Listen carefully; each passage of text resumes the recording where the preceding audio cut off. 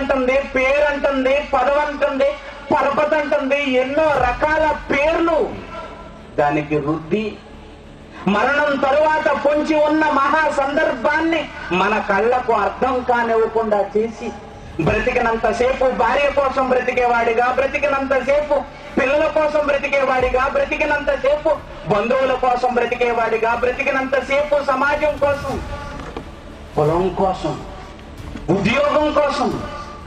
ప్రియమైన దేవుని పిల్లలారా, ఈ లోకంలో మనిషి హద్దులు గీసుకుని, ఏమండి, ఒక ధనవంతుడు మనకు తెలుసు కదండి, ఒక ధనవంతుడు, యవనస్తుడైన ధనవంతుడు మన అందరికీ తెలుసు కదండి. ప్రియమైన దేవుని పిల్లలారా, ఆ ధనవంతుడు పరుగు పరుగు పరుగు పరుగు పరుగునొచ్చి ఏమన్నాడో తెలుసా? సద్బోధకుడా, నిత్య జీవానికి వారసుని అవ్వాలంటే నేను ఏం చెయ్యాలి నాయన? నాకు కావలసింది ఏంటో తెలుసా? ఈ లోకం కాదు నాయన, నాకు కావలసింది నిత్య జీవం. అప్పుడు ఆయన అన్న మాట ఏంటో తెలుసా?